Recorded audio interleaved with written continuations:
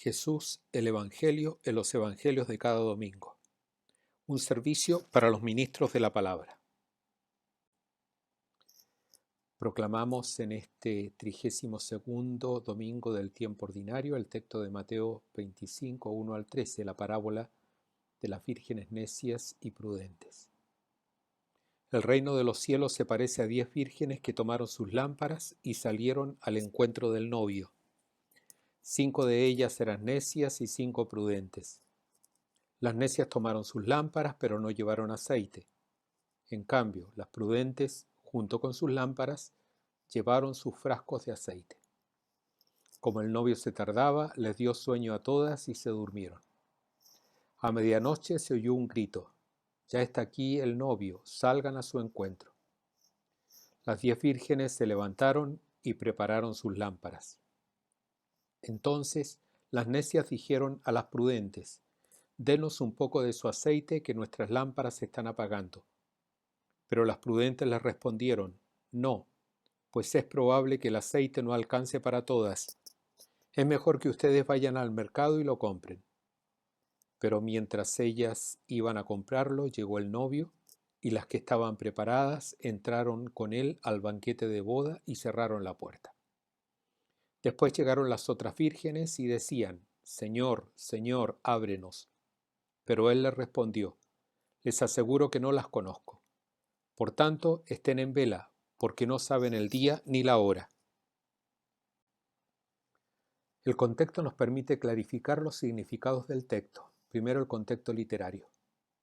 La parábola de las vírgenes necias y prudentes pertenece a la unidad literaria de los capítulos 24-25 de Mateo.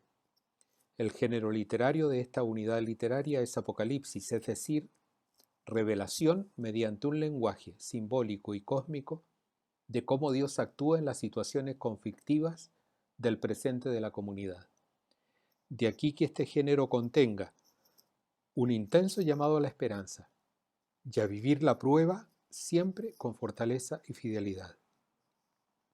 El discurso escatológico de Mateo 24-25 es el último de los 5 discursos en los que Mateo agrupa las enseñanzas de Jesús. 2 preguntas de los discípulos abren el discurso: ¿cuándo sucederá esto? ¿Y cuál será el signo de tu venida? Frente a las señales y al tiempo de su venida y del fin del mundo, las 3 parábolas que siguen presentan las disposiciones adecuadas para recibir al Señor. La primera, del servidor fiel y prudente, insiste en la fe como fidelidad a la voluntad de Dios. La segunda, nuestro texto, vírgenes necias y sensatas, inculca el discernimiento, la vigilancia y una esperanza sin desfallecer. La tercera, la parábola de los talentos, enseña la responsabilidad y la creatividad ante los dones de Dios ante la venida del Señor y de su reino. El contexto sociocultural. El trasfondo de la parábola es la celebración de una boda. La parábola refleja las creencias de la comunidad de Mateo respecto a la parucía del Señor. No se sabe cuándo vendrá, y se vive como si no fuera a venir nunca para unos. Para otros, en cambio, sí vendrá, y como no se sabe cuándo, hay que vivir siempre vigilantes.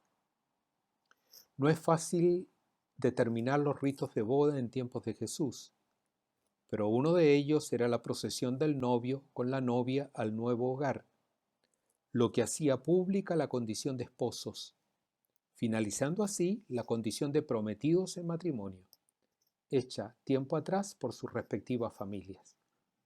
Sin duda que las 10 muchachas constituían el cortejo nupcial o parte del cortejo nupcial.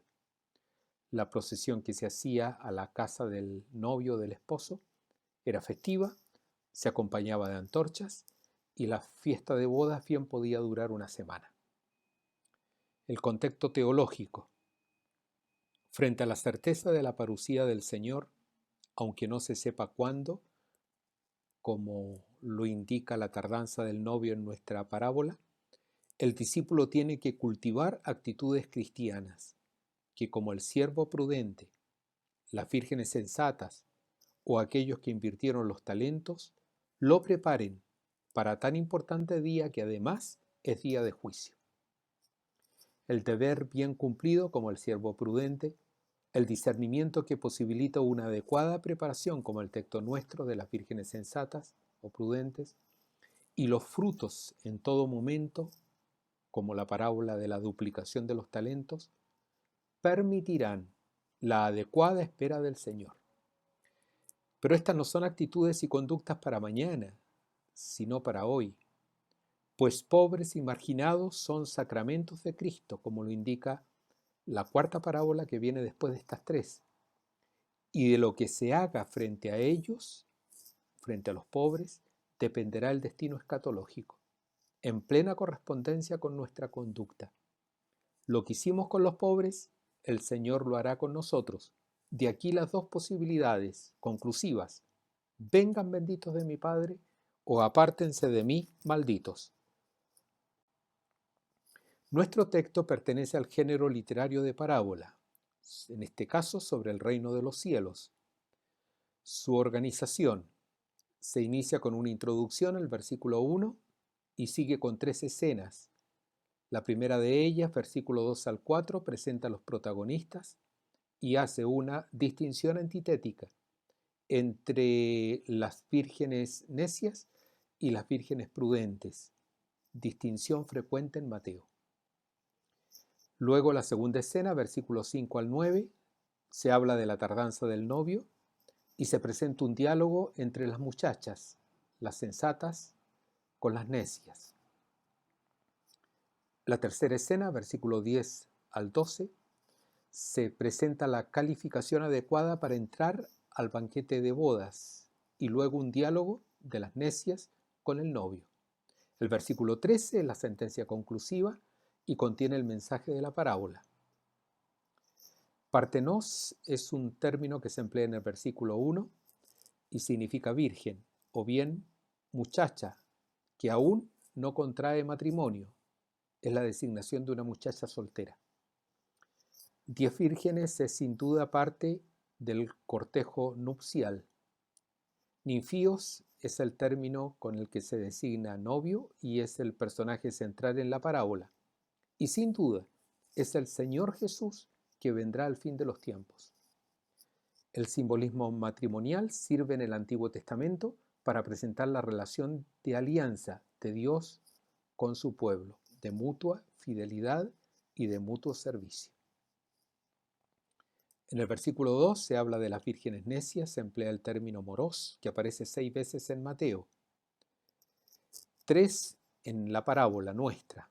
Las otras veces en 5:22 es un insulto, en 7:26 se designa una conducta torpe con el término necio, y en el capítulo 23, versículo 17, es el calificativo que Jesús le da a los fariseos por su conducta hipócrita. El calificativo de necio va entonces de una persona insensata que no sabe medir ni planificar sus actos a una persona estúpida. Frónimos es el término griego para designar prudente y aparece 7 veces en Mateo. Se trata de lo contrario al necio, porque produce conductas apropiadas, el prudente, en 7:24, porque tiene un dominio de sí, sin dejarse llevar por la ira, por los sentimientos. Y el ejemplo es la serpiente a punto de atacar, como en 10:16. Y el prudente actúa conforme se espera de él, según 24:45. El calificativo de prudente va entonces de una persona sensata a una persona sabia. En el caso de nuestra parábola, se trata de un calificativo para las muchachas, para las vírgenes, en razón de si su conducta es sensata o insensata. Y la conducta, que tiene que ver con el aceite y con encender las lámparas, es símbolo de la vigilancia ante la venida del Señor. Son sensatas porque lo esperan, llegue en el momento que llegue; son insensatas porque no lo esperan. El novio al final va a reconocer a las sensatas y va a dejar fuera a las vírgenes necias. En el versículo 5 se habla de la tardanza del novio, que según los ritos matrimoniales de aquel tiempo se podía producir por lo siguiente, porque antes de la procesión había un encuentro de los padres de ambos para poder terminar de fijar la dote por la esposa. Y claro, dada la concepción del tiempo y la vida en aquel mundo oriental, para esto no había ningún apuro. Por tanto, para el inicio de la procesión tampoco no existía un tiempo determinado. En el versículo 10 se habla del banquete de boda. Ya hemos dicho que es símbolo del encuentro escatológico con Dios, en un texto de Isaías y en otros, y símbolo del encuentro escatológico con el Cordero, en el libro del Apocalipsis.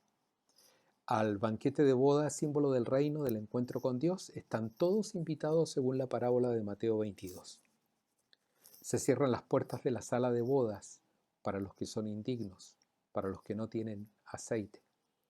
Y este cerrarse las puertas es también símbolo de que se cierran las puertas del reino, porque en varios pasajes el reino se asemeja a un lugar al que hay que ingresar.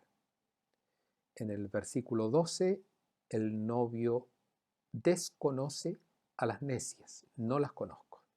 Y esta es la motivación para no abrirle la puerta. No se trata tanto de saber quién es y si está invitado o no, sino que el novio tiene que reconocer si esas personas cuentan con la preparación adecuada para entrar a la sala del banquete. Si no cuentan con ello, no las conozco. Esta preparación son las buenas obras, producto de una fe perseverante. El versículo 13, que es la sentencia final, contiene el mensaje de la parábola y además conecta la parábola con el discurso escatológico por uno de sus motivos principales del capítulo 24, saber o no el día y la hora de la parucía del Señor. Estar en vela, gregoreo en griego, simbolizado por las lámparas que no se apagan, es la actitud alerta y permanente de aquel que por un lado sabe que tiene un encargo que tiene que cumplir y no puede fallar, y por otro lado sabe que tiene enemigos internos o externos, pero no sabe cuándo llegarán o cómo atacarán. De aquí su condición permanente de estar en vela, de estar vigilante. El mensaje lo podemos resumir en 3 aspectos. Existía en las primeras comunidades, y Pablo lo testimonia, la creencia de la pronta venida del Señor, lo que suscitaba conductas irresponsables, flojera, poco empeño en servir, en evangelizar. Porque si Cristo ya viene, ¿para qué sembrar, cosechar, vender? Pero también existía, y Mateo lo testimonia, la idea de un retraso indefinido de la parucía, que en varios también disipaba la conducta cristiana, suscitando falta de paciencia, falta de fidelidad y de preparación para la venida del Señor. El aceite, como símbolo, se identifica con varias cosas. En el judaísmo tardío se identificaba con las buenas obras. Para San Agustín representaba la caridad, por lo que las 5 vírgenes necias fueron a la boda sin amor y así querían salir al encuentro del esposo, que es Cristo. Para otros simboliza la fe y la respuesta personal al Señor. En la tradición bíblica, particularmente del Antiguo Testamento, el aceite es símbolo de fuerza, consagración, de fiesta y alegría. Lo que el aceite representa en nuestra parábola es la decisión personal y la responsabilidad que hay que tener ante los dones de Dios. El reino es un don, por tanto, un bien divino gratuito, pero la opción y preparación para ingresar en él corresponde a cada uno, y esta responsabilidad no puede ser traspasada, lo que está simbolizado en la parábola con el aceite que no se puede compartir. 25:9 en Mateo. El retardo del novio, que es Jesús, provoca la crisis entre las muchachas. las que no son reprendidas por haberse dormido, sino por no estar preparadas, y tampoco por no saber que vendría el novio, pues están allí por ello, sino por no estar lista en el momento que él llegue. Las que están con sus lámparas listas para responder en momento de crisis son las que van a ingresar al banquete. La parábola se convierte así en un fuerte llamado a permanecer atentos ante la venida del Señor, aún con mayor razón cuando no se sabe cuándo va a venir.